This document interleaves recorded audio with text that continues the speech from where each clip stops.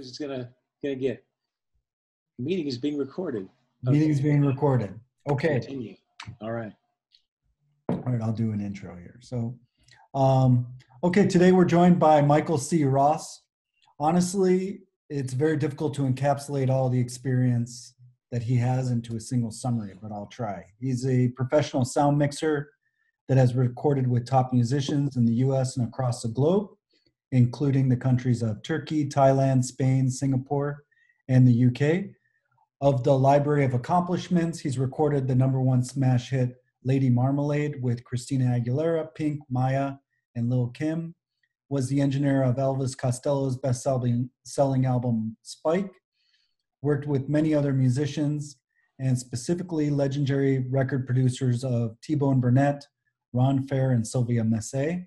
And above all, he worked and produced with Teoman, the Bruce Springsteen of Turkey, and an artist and friend of ours that we got to tour around and work together in Turkey on, I think, the only tour bus in Turkey, would be my guess. He's a friend of the show. He is. He's a good guy. Yeah, we should maybe try to get them on one day. That would be a funny meeting. Sure. To see him too. Okay, cool. So thanks so much for joining us. Did you want to start off, Josh? If you'd like to, or I could start. It's up to you. Either way, I mean, it's a real honor to have you, and it's cool seeing your list of accomplishments. Just so many things that have been heard by people all over the world. So it's kind of amazing to have done that, and I'm sure that from your perspective, even it's got to be interesting, right? That your songs and movies have been seen by so many people.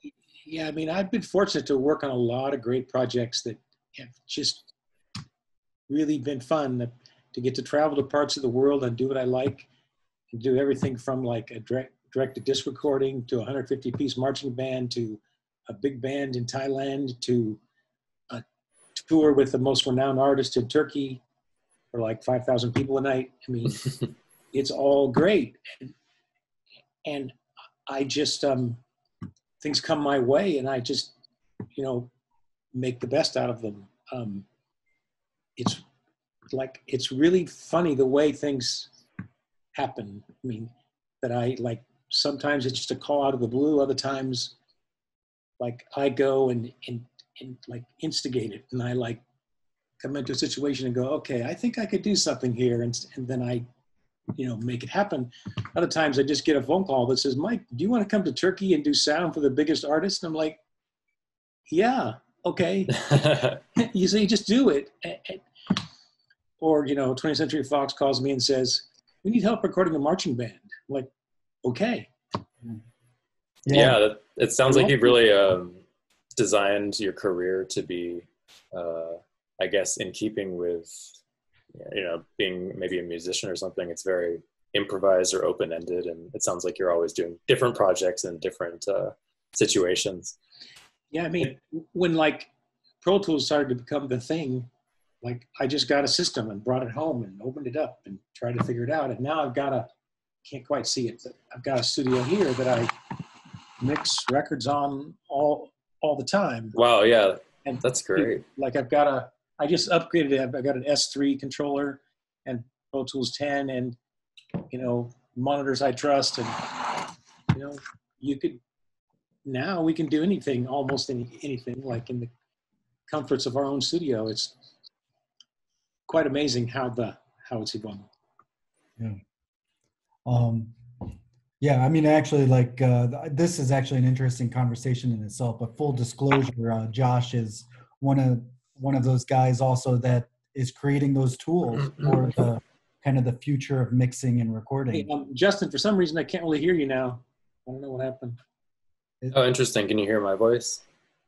Yeah. Oh, God, now it all went. Maybe it's me.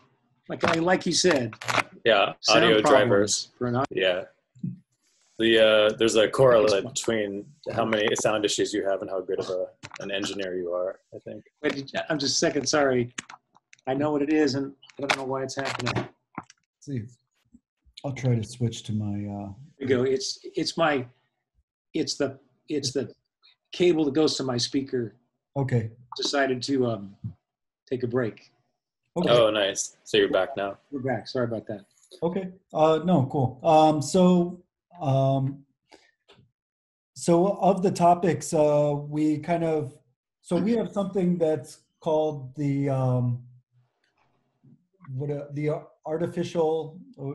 The running joke is that Justin always forgets what it is. It's the prosthetic memory. Prosthetic memory. So like a prosthetic device, like a person's cane kind of becomes part of it, part of you, your human body almost. We have this idea that we're setting up this collection of interesting references and people, and we want to keep it going and create sort of a digital archive of these influences. So every person that we interview, we try to get, let's say 3 or a few different people or pieces, works of art, whatever they want, who have influenced them. So you sent us yours. Yes, and those are Ron Fair, T-Bone Burnett, and Sylvia Massey. Is that right? Sylvia Massey. Yeah. So I have a few. So that's great. And so the prosthetic memory is so true. Actually, I think most people who are working, there's probably much more than just 3 people that are going through our heads when we start a process. But it seems like there's like this revolver of kind of our major influences oftentimes when we're trying to create stuff that cycles through. But so one of my first questions actually outside of those for a second is, what is the difference between performing live versus in studio?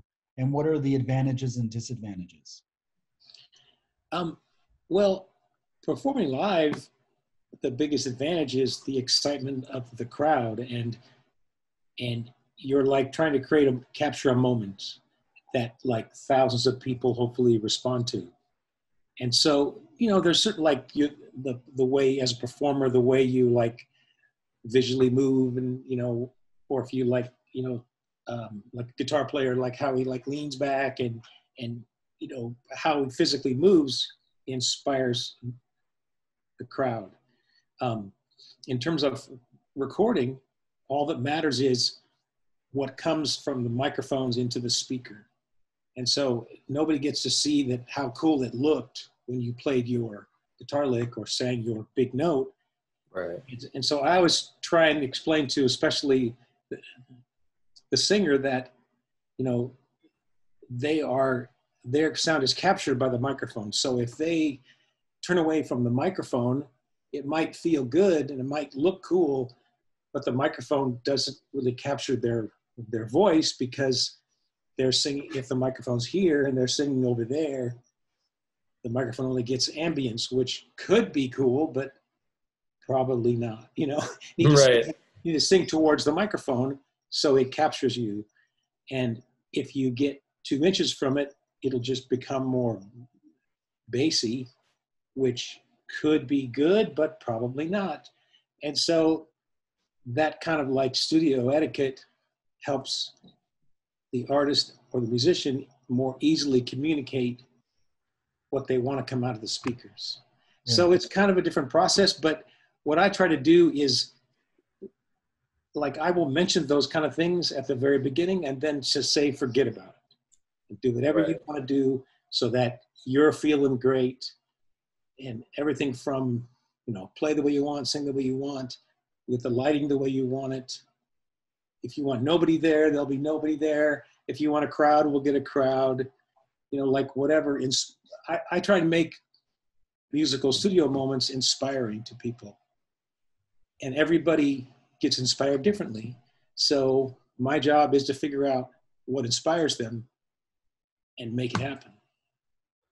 Okay. I guess what would be an example of something that you tweaked in order to accentuate that inspiring moment? Well, I don't know about tweaking, but it's a matter of capturing it. Like, so I was in a studio once, and it was, and it was Eric Clapton singing like a blues standard for this icon guitar player. It was a tribute record to this guitar player, Jimmie Rodgers. So it was Jimmie Rodgers' band, and then Eric Clapton came in from across the hall and played this blues standard really fast. And so we had all the studio doors open, and there were press walking around, and the door to the control in the studio was open, and they were just kind of warming up. And I could tell like something's about to happen. So I looked at the assistant and I said, record everything. The 24 track, the CD, the cassette, the backup right now. He said, but the doors are open. I said, I don't care. Record everywhere. I'll take the heat. And so they did. They played this really cool recording of kind of a blues standard. And the producer walked in and said, man, okay, now we gotta record that. I hope we can get it. And I said, we just did. Yeah. Goes, get out of here. I said, and he said, the doors are open. I said, just, okay, close your eyes and listen. And I played it back and it sounded great. Like, fortunately, none of the camera click showed up, and nobody like screamed, like you couldn't hear noises in the hallway. So it worked out. But if it hadn't have, we would have just wasted 5 minutes of tape. So what? Right. So, I mean, what I did is I captured what happened because I was paying attention, feeling that, okay, something's going to happen. So break the rules, press record, you know, whatever you do, press record. And sure, there's things I had to do to make everybody comfortable, to make sure that because I try and always capture the first thing people play. The first time they play with the track, I'm going to record it. It may not be perfect, but I'm going to record it. Right.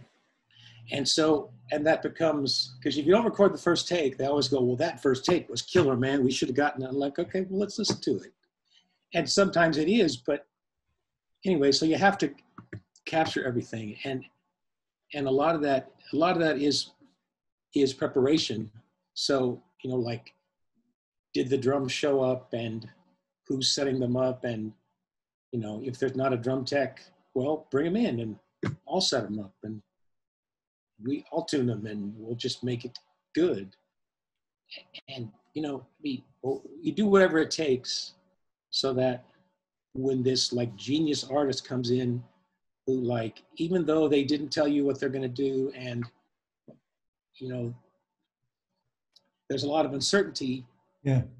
When they walk in to go, okay, here's my thing, you're ready to get it. Yeah. So one of the key things is, I mean, you can't replicate those moments. So be prepared. And when you see it coming, just try to make sure that you're capturing everything you can during those moments, or accentuating those moments when you see them coming, right? Right. And like, as far as accentuating, it's like you learn, like I learned pretty quick, like by doing my homework ahead of time and figuring out who's going to be there, is like, what do they like? Like, if it's a singer, is there a microphone they like? Right. You be sure to have it there. Or if I learn that artist is not patient, then I'm not going to put up 3 microphones so I can get the best sound. I'm going to like pick one that I know works and put it in front of them and adjust the compressor where I think it'll work, and not discuss it with them. But if they're really like into the process and they like to know certain things are being done, then I'll explain it to them. I would imagine that comes with tremendous confidence though, right? Because like, if you're like a new mixer, you know one way of doing things and you don't want to mess up, right? Or sound. Right. But because you have that confidence, you're able to be agile and then play more towards the person that you're trying to, you know, record for and things like that. Right. Because it's hard to remember that, as much as like my name's going on a record, it's not my record. Right. It's theirs. Right. And you know, a lot of people ask me, like, how do you know when it's a great mix? When the client goes, man, that is killer. Right. Like, it doesn't matter if it's like, if I want to put it on my demo reel, because if the client is going, no, I don't know, man, that was good, but let's have Chris Lord-Alge try it, you know, then I don't get anywhere, you know, like it doesn't work. So yeah, sorry, go ahead. So anyways, I'm like, what makes me feel like I did what I was supposed to do is when the artist is going, man, that was killer.